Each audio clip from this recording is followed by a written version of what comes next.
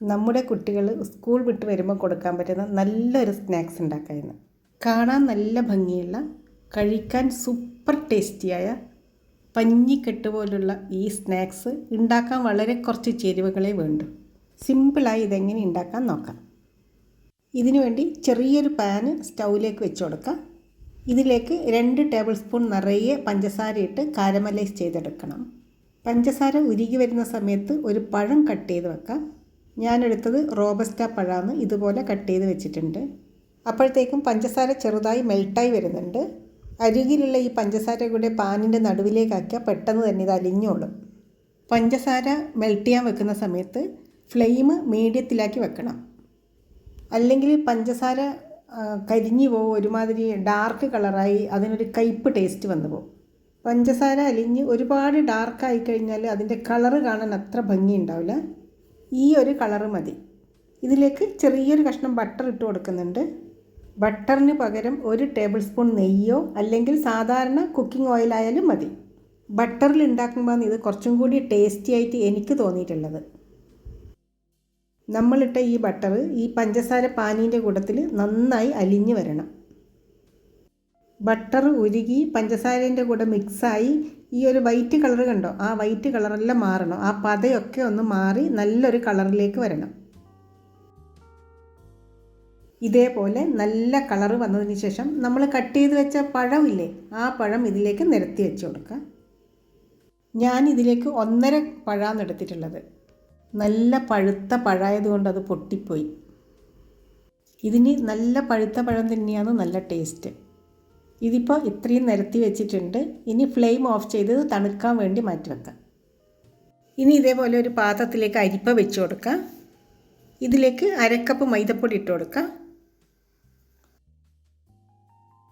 3/4 table spoon cocoa പൗഡറും കൂടി ഇട്ട് കൊടുക്കാം. 1/2 ടീസ്പൂൺ ബേക്കിംഗ് പൗഡറും 2 നുള്ളി ഉപ്പും കൂടി ഇട്ട് ഇതൊന്ന് മിക്സ് ചെയ്തെടുക്കാം. അരിച്ചെടുത്താലും മതി, ഇതുപോലെ മിക്സ് ചെയ്താലും മതി. എങ്ങനെ ആയിക്കഴിഞ്ഞാൽ ഇത് അരിച്ചെടുക്കണം, അത്രയേ ഉള്ളൂ. ഞാനിത് ഉണ്ടാക്കുന്നത് ചെറിയൊരു ക്വാണ്ടിറ്റിയിലാണ്. നമ്മളിത് ഉണ്ടാക്കാൻ എടുക്കുന്ന പാത്രത്തിൻ്റെ വലുപ്പത്തിനനുസരിച്ച് നമുക്ക് പൊടികളിൻ്റെ അളവും പഴത്തിൻ്റെ അളവും ഒക്കെ കൂട്ടാം. അരിച്ചെടുത്ത മാവ് ഒന്നുകൂടി നന്നായി മിക്സ് ചെയ്തെടുക്കാം. ഈ പൊടികൾ അരിച്ചെടുത്തതാണെങ്കിലും കൂടി ഈ കൊക്കോ പൗഡർ അവിടെ കിടക്കും. അതിനാണ് ഇങ്ങനെ മിക്സ് ചെയ്തെടുക്കുന്നത്. ഇതിലേക്ക് ഇനി ഒരു മുട്ട ഒഴിച്ചു കൊടുക്കാം. 1 ടീസ്പൂൺ കുക്കിംഗ് ഓയിലും കൂടി ഒഴിച്ചു കൊടുക്കുന്നുണ്ട്. നമ്മുടെ മധുരത്തിനനുസരിച്ച് പഞ്ചസാരയും കൂടി ഇട്ട് കൊടുക്കാം. ഞാനിതിലേക്ക് 1.5 ടേബിൾ സ്പൂൺ പഞ്ചസാരയാണ് ഇട്ട് കൊടുക്കുന്നത്. 1 ടേബിൾ സ്പൂൺ സാധാരണ പഞ്ചസാരയും 1/2 ടേബിൾ സ്പൂൺ വാനില ഷുഗറും കൂടിയാണ് ഞാൻ ചേർത്തത്.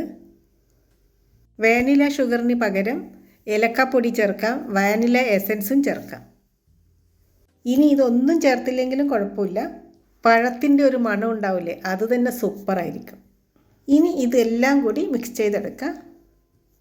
ടോട്ടൽ ഇതിലേക്ക് 3 ടേബിൾ സ്പൂൺ പാലൊഴിച്ചിട്ടാണ് ഞാൻ മിക്സ് ചെയ്യുന്നത്. ആദ്യം 2 ടേബിൾ സ്പൂൺ പാലൊഴിച്ച് മിക്സ് ചെയ്തു, പിന്നെ 1 ടേബിൾ സ്പൂൺ പാലൊഴിച്ച് മിക്സ് ചെയ്തു. നമ്മളെടുക്കുന്ന മുട്ടേൻ്റെ അളവിനനുസരിച്ചിരിക്കും ഈ പാലിൻ്റെ അളവ്.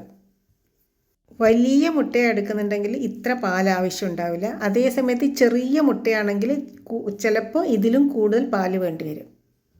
ഞാനെടുത്തത് മീഡിയം സൈസ് മുട്ടയായിരുന്നു, അതുകൊണ്ടാണ് എനിക്ക് ഇത്ര പാലും ആവശ്യം വന്നത്.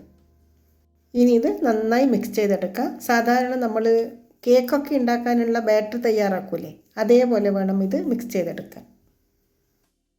ഈ ഒരു പാകത്തിന് ഇത് മിക്സ് ചെയ്തെടുത്തിട്ടുണ്ട്. ഇനി നമ്മൾ റെഡിയാക്കി വെച്ച പഴമില്ലേ, അതിലേക്ക് ഇത് ഒഴിച്ചു കൊടുക്കാം. പഴം ഇപ്പം തണുത്തിട്ടാണ് ഉണ്ടാവുക. ഇതേപോലെ പഴം മൊത്തം കവറാകുന്ന രീതിയിൽ ഇത് ഒഴിച്ചു കൊടുക്കാം. മുഴുവനായും ഇത് ഒഴിച്ചു കൊടുത്തതിന് ശേഷം ചെറുതായി ഒന്ന് ടാപ്പ് ചെയ്യുക.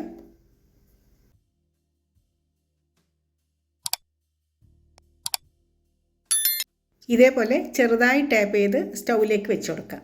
ഫ്ലെയിം ഏറ്റവും ലോയിലായിരിക്കണം, അല്ലെങ്കിൽ ഇതിൻ്റെ അടിയിൽ വെച്ച് കൊടുത്ത പഴമില്ലേ അതെല്ലാം കൂടി കരിഞ്ഞു പോകും. നമ്മൾ ഉദ്ദേശിക്കുന്ന ആ ഒരു കളറും കിട്ടില്ല. ഇനി ഇത് അടച്ച് വെച്ച് 15 മിനിറ്റ് ആകുമ്പോഴത്തേക്കും ഇത് റെഡിയായിട്ടുണ്ടായിരുന്നു. ഈ 15 മിനിറ്റ് എന്ന് പറഞ്ഞതും ഫ്ലെയിമിനെ ഡിപ്പെൻഡ് ചെയ്തിരിക്കും. ഇത് വെന്തോന്ന് ചെക്ക് ചെയ്ത് ഫ്ലെയിം ഓഫ് ചെയ്ത് സ്റ്റൗവിൽ നിന്ന് മാറ്റി വെക്കാം. ഇത് വെന്തിട്ടുണ്ടായിരുന്നു 15 മിനിറ്റ് ആകുമ്പോഴത്തേക്കും. ഞാനിത് ഫ്ലെയിം ഓഫ് ചെയ്ത് സ്റ്റൗവിൽ നിന്ന് മാറ്റി തണുത്തതിന് ശേഷം ഇത് ഡീമോൾഡ് ചെയ്യാം. ഞാനിത് ചെറിയൊരു ചൂട് തന്നെ ഡീമോൾഡ് ചെയ്തിട്ടുണ്ടായിരുന്നു. നന്നായി തണുക്കുമ്പം ഈ കാരമലൈസ് ഇല്ലേ, അത് കട്ടിയായിട്ടുണ്ടാവും. അപ്പോൾ കാണാൻ അത്ര ഭംഗിയുണ്ടാവില്ല. ഈ ഒരു പാകത്തിലെടുക്കുമ്പോൾ കാണാൻ നല്ല ഭംഗിയായിരിക്കും, നല്ല മോയ്സ്ചറായിരിക്കും. കഴിക്കാനാണെങ്കിൽ സൂപ്പർ ടേസ്റ്റും ആയിരിക്കും. ഇനി ഇത് കട്ട് ചെയ്തും കൂടി കാണിക്കാം. നല്ല സോഫ്റ്റായിരിക്കും ഇത് കുട്ടികൾക്ക് ഒരുപാട് ഇഷ്ടമാവും, മുതിർന്നവർക്കും ഇഷ്ടമൊക്കെ ആവും. പക്ഷേ പഞ്ചസാര ആയതുകൊണ്ട് അത്ര നല്ലതല്ല. ഇതുണ്ടാക്കാൻ എളുപ്പമല്ലേ. അങ്ങനെ ടേസ്റ്റിയായ ബനാന കാരമൽ പുഡിംഗ് റെഡിയായി. ഇത് കഴിക്കാൻ എത്ര ടേസ്റ്റാണെന്നറിയാം. നിങ്ങൾ ഇതുവരെ ചെയ്തിട്ടില്ലെങ്കിൽ ഒന്ന് ചെയ്ത് നോക്കണം കേട്ടോ. കൊക്കോ പൗഡർ ഇല്ലെങ്കിൽ മൈദപ്പൊടി മാത്രമായാലും മതി.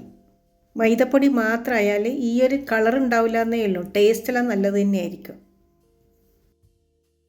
വായിലിട്ടാൽ അലിഞ്ഞു പോകുന്ന ടേസ്റ്റിയായ പുഡിംഗ് റെഡിയായി. Okay friends, bye bye. Thank you for watching.